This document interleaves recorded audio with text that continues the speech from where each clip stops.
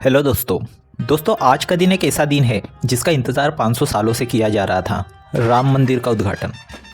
यही राम मंदिर जिसे 1528 में बाबर ने गिरवा दिया था और बाबरी मस्जिद बनवाई थी।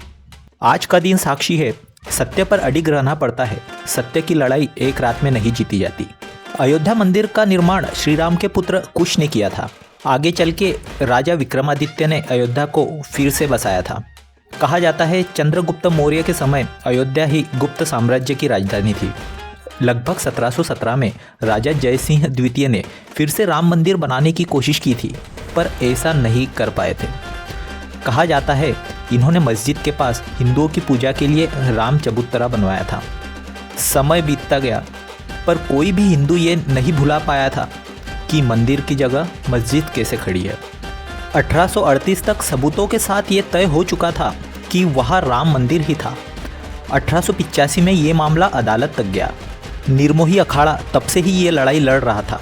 1934 में इस मामले पर फिर से दंगे होते हैं और वहाँ पर नमाज भी बंद कर दी जाती है। ये वो समय था जब देश पर अंग्रेज़ों का राज था। कांग्रेस के द्वारा भी कोई खास प्रयास नहीं किए गए थे। उस समय बस देशवासी ही इसके लिए लड़ाई लड़ रहे थे। 1947 में देश आज़ाद हो जाता है। अब सबको लगने लगता है कि अब राम मंदिर तो बन ही जाएगा, पर ऐसा नहीं होता है। कांग्रेस सरकार इसके लिए लड़ाई तो दूर की बात है, इस बात पर ध्यान तक नहीं दे रही थी। 23 दिसंबर 1949 की बात है। कहा जाता है मंदिर में स्वयं ही श्री राम की मूर्ति प्रकट हो जाती है और उनकी पूजा अर्चना भी शुरू हो जाती है। फिर देश में दंगे शुरू हो जाते हैं। बात प्रधानमंत्री जवाहरलाल नेहरू तक पहुंचती है, तो वो दंगे रोकने के लिए के नायर को मूर्ति हटाने का आदेश देते, पर मूर्ति हटाई नहीं दी जाती है। 1980 में बीजेपी सामने आती है और वो अपने तरीके से इस मामले को सक्रिय करती है। विश्व हिंदू परिषद भी इस काम में जुट जाती है। 1984 में रथ यात्रा का भी कार्यक्रम बनाया जाता है, पर इंदिरा गांधी की हत्या से ये कार्यक्रम भी टल जाता है।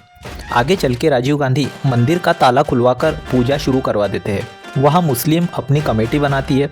मामला कभी इधर तो कभी उधर चलते रहता है। आगे चलकर लाल कृष्ण आडवाणी जी 10,000 किलोमीटर की रथ यात्रा निकालते हैं। आडवाणी जी को गिरफ्तार कर लिया जाता है। इस बीच अयोध्या में झंडा फहराने के दौरान कई कार सेवक गोलियों से शहीद हो जाते हैं। 6 दिसंबर 1992, जिसे काला दिवस भी माना जाता है, उस दिन मस्जिद के तीनों गुंबद गिरा दिए जाते हैं, मगर इसमें हुए दंगों में करीब 1000 लोग मारे जाते हैं। 90 के दशक में बीजेपी दोबारा केंद्र में आती है और ये मामला सक्रिय हो जाता है। फिर ASI archaeologist survey of India ने खुदाई के बाद मिले अवशेषों से रिपोर्ट में बताया कि वह पहले हिंदू मंदिर ही था। इस रिपोर्ट के बाद अदालत ने उस जमीन को 3 हिस्सों में बांट दिया। राम जन्मभूमि, सुन्नी और निर्मोही अखाड़ा। तीनों को ही अदालत का ये फैसला मंजूर नहीं था। विवाद यूं ही चलता रहता है। अगस्त 2019 में सुप्रीम कोर्ट अपना फैसला सुनाती है और वो ज़मीन राम जन्मभूमि ट्रस्ट को दे दी जाती है। हालांकि सुप्रीम कोर्ट के लिए ये फाइनल डिसीजन लेना भी नामुमकिन था, क्योंकि कोर्ट को हिस्ट्री का भी ध्यान रखना था, लोगों की बिलीफ का भी ध्यान रखना था और फैक्ट्स का भी ध्यान रखना था। सुप्रीम कोर्ट जानती थी फैसला चाहे जो भी हो, देश को खतरा फैसले के बाद होने वाले साइड इफ़ेक्ट से है। हालांकि ये बात अच्छी रही, भारत की ज़्यादातर जनता ने इस डिसीज़न को शांतिपूर्व एक्सेप्ट किया। 5 फरवरी 2020 को मंदिर का निर्माण शुरू होता है। दोस्तों 1528 से 2024 तक का सफ़र बहुत लंबा रहा है और हम सभी खुश नसीब है कि हमें ये दिन देखने का मौका मिला है। दोस्तों ये वीडियो बनाने का उद्देश्य आपको ये बताना है, सत्य की जीत भले ही एक दिन में न मिले, पर एक न एक दिन ज़रूर मिलती है। दोस्तों वीडियो पसंद आई हो तो लाइक कीजिएगा, शेयर कीजिएगा, और अगर आगे भी इस तरह के आर्टिस्टिक टॉक वाली वीडियो आप देखना चाहते हैं तो चैनल सब्सक्राइब ज़रूर कीजिएगा। कमेंट्स में मुझे ज़रूर बताइएगा कि आप ये वाली दीपावली किस तरह मनाने वाले हैं। धन्यवाद।